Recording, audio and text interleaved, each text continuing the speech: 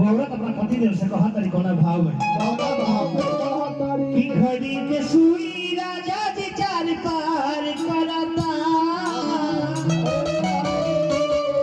कि घड़ी के सुई राजा जी चार पार करता,